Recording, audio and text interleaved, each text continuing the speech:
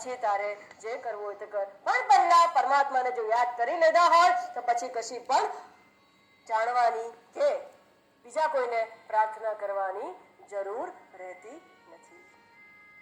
આ ઉદ્ધવજીની પ્રાર્થના સાંભળીને કૃષ્ણ પરમાત્માએ પોતાનું વાંગમય જે તેજ જે છે, પરમાત્મા આમાં પ્રવેશ તો કરે પણ કઈ રીતે પ્રવેશ કરે? વાંગમય તેજથી શ્રીમદ ભાગવતજીમાં તેઓ પ્રવેશ કરી ગયા.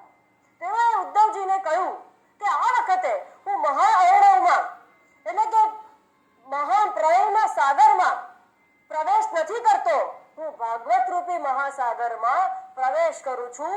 મારું વાંગમય તેજ એને સમર્પિત કરું છું. માટે ખૂબ ધ્યાન રાખીને એક વાત સમજજો કે વાંગમય તેજ જો આમાં પ્રવેશ કર્યું હોય તો સ્થૂળ રૂપે પણ ભાગવતજીની અંદર લખવું કે લીટા કરવાનું મહેરબાની કરીને ટાળજો. પણ અમારે કંઈ લખવું હોય, કંઈક મનન ચિંતન કરવું હોય, બાજુમાં બીજી પુસ્તક રાખીને એની ઉપર જે કરવું હોય તે કરી લેજો. જો માનો તો પૂરેપૂરા જ માનો, અધકચરું નહીં. મારે લખવું હોય ત્યારે આ ચોપડી બની જાય અને પછી મંદિરમાં આ ભાગવતજી બની જાય એવું નહીં. દિવસ રાત ક્ષણે ક્ષણ એ પરમાત્માને, ભાગવતને એવી રીતે જ માનવા જાણે કે આ પરમાત્માનું સ્થૂળ શરીર છે. માટે લીટા ન કરવા. એની જે શુદ્ધિકરણની ક્રિયા જે છે, એનું જે સ્થાન જે છે, એને એનું જે મહત્વ મળવું જોઈએ એ મહત્વ રાખતા થજો. થોડું થોડું એવા થવા માંડજો તો શું થશે એનું ધ્યાન રાખવાનું છે. જો ક્યાંક બગડી ના જાય, જો ક્યાંક લાગી ના જાય, ક્યાંક ગંદુ ના થઈ જાય, એટલી વાર તો એના વિચાર આવશે. તો આવીને મૂકી દીધું તો એના વિચાર ના આવે. પણ એકવાર ખબર પડી ગઈ કે પેલા પરમાત્માનો અંદર પ્રવેશ છે, પણ એને વિજ્ઞાનમાં માનવા વાળા એમ તમે કહેશો તો પ્રવેશ કેવી રીતે માની લઈએ? ઓહો, લાકડું જોયું છે? આ લાકડાનું ટેબલ, લાકડાનું ટેબલ છે, અવાજ આવે છે. જો એવું પૂછ્યું કે પરમાત્માનો પ્રવેશ કઈ રીતે છે તો સમજો લાકડાની અંદર જે રીતે અગ્નિએ પ્રવેશ કર્યો છે, લોખંડની અંદર લોહ ચુંબકે પ્રવેશ કર્યો છે, ધરતીની અંદર ગુરુત્વાકર્ષણના બળે જેમ પ્રવેશ કર્યો છે, પુષ્પની અંદર સુગંધ રૂપે જે પ્રવેશ છે, સુગંધ દેખાય છે? નથી દેખાતી. ગુરુત્વાકર્ષણનું બળ દેખાય છે? નથી દેખાતું. લાકડાની અંદરનો અગ્નિ દેખાય છે? નથી દેખાતું. લોખંડની અંદર લોહ ચુંબકત્વ દેખાય છે? તો કે નથી દેખાતું. માનો છો કે નથી માનતા? હા, માનીએ છીએ. ઓહો, આ બધું માનવા તૈયાર છીએ. આ બધાનું કારણ એવું એ પેલો પરમાત્મા, એ શું શ્રીમદ ભાગવતમાં ન પ્રવેશી શકે? હવે સમજો. સારું, તમને ખબર કેવી રીતે પડે? માટે જ કહ્યું કે વાંગમય રીતે પ્રવેશ કર્યો છે. માત્ર શ્રીમદ ભાગવતજીને માથે ચડાવીને કે પૂજા કરીને કે એને આપવા જેટલું માન આપીને બંધ જ રાખીએ તો એ પરમાત્માનું પ્રગટીકરણ થઈ શકશે નહીં. જેવી રીતે પેલો લાકડાનો અગ્નિ છે, લાકડાની અંદરનો પેલો અગ્નિ એમને પડી રહેશે. એની પૂજા કરશો, અર્ચના કરશો, બધે લઈને ફરશો. અંધારામાં રાતે જંગલમાં જવું છે તો લાકડાનો ટુકડો લઈને જવાનું. કેમ? એની અંદર અગ્નિ છે, રાત્રે એમાંથી લાઈટ આવશે. તો કે કેવી વાત કરો છો? લાકડામાં અગ્નિ છે તમે જ કહ્યું, હવે ટોર્ચ નહીં વાપરતા. હવે શું કરશો? લાકડાનો ટુકડો લઈને જંગલમાં જજો, રાત્રે લાઈટ આપશે અને સવારે બીજે કઈ ટેબલ બેસવાના કે કામ લાગશે. ટેબલ લઈને બધે ફર્યા કરો. તો કે ના, એમ ટેબલ લઈને ન ફરાય. તો શું કરવું પડે? ભાઈ, એ લાકડાની અંદરનો અગ્નિ અભિવ્યક્ત કરવા માટે બીજા અગ્નિની જરૂર પડે છે. એ અગ્નિનો સંપર્ક થાય છે ત્યારે અંદરનો અગ્નિ અભિવ્યક્ત થાય છે. એવી જ રીતે આ વાંગમય એટલે શ્રીમદ ભાગવતજીનું જેવું ગાન શરૂ થાય, જેવું લીલા વર્ણન શરૂ થાય, જેવો ગુણોનો વાત શરૂ થાય, જેવો પહેલો શબ્દ શરૂ થાય એવો પેલો અગ્નિ પ્રગટવા માંગે છે. જેવી એને વાણીનો સંપર્ક થાય છે. અને વાણી કોની છે? શ્રીમદ ભાગવતની વાણી કોની છે? વાણી તો ચેતનથી જ પ્રગટ થઈ શકે. વાણીને સત્તા અને સ્ફૂર્તિ એ ચૈતન્ય જ આપે છે. માટે પરમાત્મા દ્વારા આત્માની અંદર પ્રવેશીને પરમાત્મા જ અભિવ્યક્ત થાય છે, બીજું કોઈ અભિવ્યક્ત થઈ શકે એમ નથી. અને માટે જ પહેલા સ્કંદમાં કૃષ્ણ પરમાત્માને અધ્યાત્મ દીપ કયા છે. જે નિર્ગુણ નિરાકાર જે પરમાત્મા છે એ સ્વયં જ પોતાનો પ્રકાશક છે. કઈ રીતે? જેમ સૂર્ય છે, સૂર્યનો પ્રકાશક કોણ? સૂર્ય કેવી રીતે કોના પ્રકાશથી પ્રકાશે છે? સ્વયં પ્રકાશિત છે. સૂર્ય પોતાને જણાવે છે કેવી રીતે? પોતાના જ પ્રકાશથી પોતાને જણાવે છે. એના જેવો પ્રકાશ બીજો કોઈ છે નહીં, લાવી શકાય એમ પણ નથી. મારું સામર્થ્ય પણ નથી કે સૂર્ય કરતા વધારે પ્રકાશો લાવી શકું. એવી જ રીતે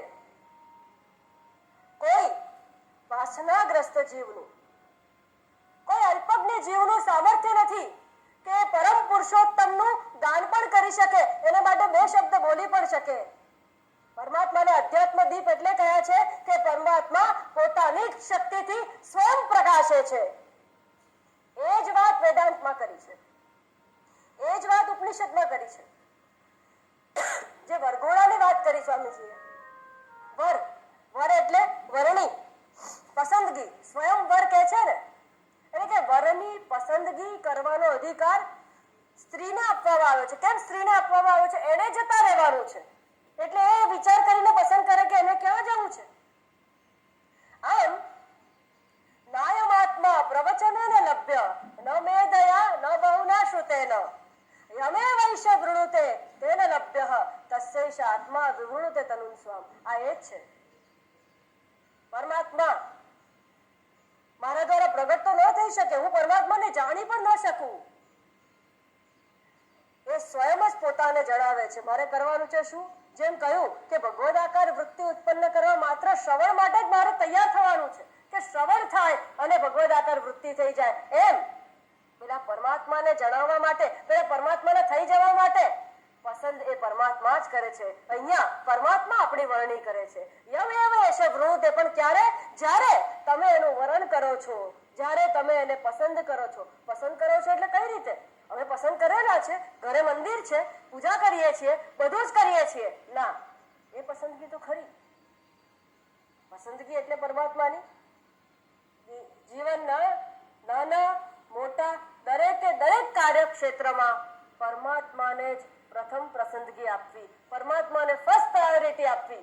કે આજે હું કર્મ કરું છું, આજે હું વિચાર કરું છું, આજે હું વાણી બોલું છું, આજે મારા હાથ કર્મ કરવાના છે, આજે હું અન્ન લેવાની છું, એમાં એની પ્રસન્નતા છે. એ પ્રસન્ન થશે? આ સાંભળવાથી એના વિચાર આવશે કે એના વિચારથી વિમુખ થઈશ? આ જે પગ જે છે, આ પગની જે ઇન્દ્રિય જ્યારે ઉત્પન્ન થઈ ત્યારે એના દેવતા સ્વયં વિષ્ણુ થયા. કેમ બીજા કોઈ નહીં? ને પગના જ દેવતા વિષ્ણુ કેમ થયા? પગના દેવતા વિષ્ણુ એટલે થયા કે બહુ સાચવીને આવજાવ કરજો. આ હું જ્યાં લઈ જાઉં છું આ પગને, વિષ્ણુની મરજી છે, એ પરમાત્માની મરજી છે કે અહીંયા જાઉં? આ વિચાર કરતા આપને કરી દે છે. અને માટે જ આ વરણી જે છે, પસંદગી જે છે, જીવનમાં ફર્સ્ટ પ્રાયોરિટી જો પરમાત્માને આપો તો પરમાત્મા બધાને મૂકીને ફર્સ્ટ પ્રાયોરિટી આપને આપશે. અને આ ફર્સ્ટ પ્રાયોરિટીની જ્યારે વાત નીકળે છે ને, ત્યારે મીરાબાઈને યાદ કર્યા વગર રહી શકાતું નથી. એની વરણી કઈ રીતે કરવાની, એને વાત ક્યાં સુધી કરવાના? ઓહો, પેલો ઝેરનો પ્યાલો, આપણને કોઈ ઝેરનો પ્યાલો આપે તો અહીંયા સુધી જયારે ઝેરનો પ્યાલો આવે ત્યારે ભગવાનનું નામ લઈએ કે ના લઈએ? ભાઈ બધું છોડીને પહેલા શ્રી કૃષ્ણ શરણમ મમ, ઓમ નમો ભગવતે વાસુદેવાય, ઓ ભગવાન બચાવ, ઓ ભગવાન બચાવ બોલવા માંડીએ કે નહીં? એને યાદ કરીએ કે નહીં? એક ક્ષણ માટે કોને બચાવવા? આ જડ દેહાદી સંઘાતને બચાવવા જ ને. યાદ કરીએ મીરાબાઈને. અહીંયાથી ઝેર આવ્યું અને અંદર જતું રહ્યું. પરમાત્મામાં એવી એકતાનતા, એક ક્ષણ માટે પણ એનું સ્મરણ છૂટ્યું નથી. યાદ રાખીએ તન્મયતા, એ એકતાનતા. ઝેરનો પ્યાલો અંદર જતો રહે છે, ઝેર અંદર ગયું છે. અનન્ય ચિંતયંતો મામ યે જનાઃ પરિ, અનન્ય ભક્તિથી પ્રવેશય નિરશિષ્યસि મય્યેવ અત ઊર્ધ્વં ન સંશય. પરમાત્મામાં તો મારે વસવું છે, પરમાત્મા મારું બધું જ કામ કરે એવી મારી ઈચ્છા છે, પણ એક જ નાની શરત છે, મય્યેવ મન આદત્સુ મય્યેવ, મારી અંદર જ મનને રાખ. જે રીતે મીરાબાઈએ રાખ્યું, એક ક્ષણ માટે પણ એનું સ્મરણ તો ચૂક્યું જ નહોતું. સાચવું કોને? જે જશે એ બદલશે તો એ જ બદલશે, અસર પણ એની, ઝેર પણ એનું જ, અને એનું જે થાય તે. મારું મન તો ક્યાં છે? મેરો તો ગિરિધર ગોપાલ દૂસરો ન કોઈ. યમે વૈશ્ય વૃણુતે, યાદ રાખો, બીજું કઈ નહીં તો જીવનમાં ફર્સ્ટ પ્રાયોરિટી એ પરમાત્માને આપજો, તો એ પરમાત્મા દોડીને આપણી પાસે આવશે. યમે વૈશ્ય વૃણુતે તેન લભ્યઃ તસ્યૈષ આત્મા વિવૃણુતે તનું સ્વમ. આ જે પરમ તત્વ આત્માની વાત કરવામાં આવે છે, એ જ આ વૃત્તિ આરૂઢ ચૈતન્ય, એ જ આ અવતાર, ત્રણે એક જ છે, એમાં કોઈ પણ ભેદ નથી. એમાં જે પણ કોઈ ભેદ જોવે છે એ મૃત્યુને જ પ્રાપ્ત થાય છે. મૃત્યુ સો મૃત્યુમ ગચ્છતિ યહ ઇવ નાનેવ પશ્યતિ. આ નાના ભેદ જુએ છે. કોના ભેદ જુએ છે? સગુણ અને નિર્ગુણના ભેદ જુએ છે, વ્યક્ત અને અવ્યક્તના ભેદ જુએ છે, સાકાર અને નિરાકારના ભેદ જુએ છે. એ મૃત્યુને જ વશ થાય છે. આ બંને એ એક જ પરમાત્માના લક્ષણ છે. પરમાત્મા ગુપ્ત રૂપે અભિવ્યક્ત થાય છે અને અભિવ્યક્ત થઈને પણ ગુપ્ત રહે છે. અને આ તત્વ ક્યાં સમજાશે? ભાગવતનું જ્યારે તમે શ્રવણ કરશો ત્યારે અભિવ્યક્ત થયેલા પરમાત્માનું વર્ણન થશે, પણ એ ગુપ્ત રહે છે. કેમ ગુપ્ત રહે છે? કારણ કે આ જળ પંચમહાભૂતાત્મક જે શરીર જન્મે છે એમ પરમાત્મા જન્મતા નથી. અને માટે જ લીલા સંવરણ પરમાત્માને આપણે શું કહીએ છીએ? અવતર્યા, અને પછી શું કહીએ છીએ? અંતર ધ્યાન થઈ ગયા, એવું કહીએ છીએ ને. ભાઈ અવતર્યા અને અંતર ધ્યાન થયા. અવતાર લીધો અને લીલા સંવરણ કર્યું એટલે પાછા તિરોધાન થઈ ગયા. ભાઈ એવું કેમ થાય છે? તો કે છે જન્મ કર્મ ચ મે દિવ્યમ. જન્મ તો દેખાય છે પણ દિવ્ય છે, કર્મ તો મારું દેખાય છે આવેલું પણ દિવ્ય છે. એવમ યો વેત્તિ તત્વતઃ ત્યક્ત્વા દેહમ પુનર્જન્મ નેતિ મામેતિ સોર્જુન. ફરી બીજી લાઈન તો ગમી જાય છે કે પુનર્જન્મ જોઈતો નથી, ઘણું દુઃખ જોઈ લીધું, આ સંસારમાં કઈ લેવા જેવું નથી, અમારે તો હવે આવવું નથી. ના આવતા. પણ ક્યારે એવી કોઈ વ્યવસ્થા ભગવદ્ ગીતામાં કરી છે? કૃષ્ણ પરમાત્મા એવી વ્યવસ્થા કરી છે તો કે હા હું પુનર્જન્મ તને નહીં આપું, પણ ક્યારે? હું કેટલા જપ તપ તિલક કરું, કેટલી યાત્રા કરું, કેટલા ઉપવાસ કરું, કેટલું શું કરું, કયું કર્મ કરું કે મારો પુનર્જન્મ ન થાય? તો પરમાત્મા કહે છે પણ કેવા કર્મ કરું? કારણ કે મેં તો ખૂબ જ પાપ કર્યા છે. આ સૌથી મોટી વસ્તુ જો આપણને નડતી હોય તો પરમાત્માની પાસે જતા થોડું કંઈક નડતું હોય તો એ આ જ છે કે ઓહો અંદર ખાને તો મને ખબર છે કે ઘણું ખોટું કરી બેઠો છું.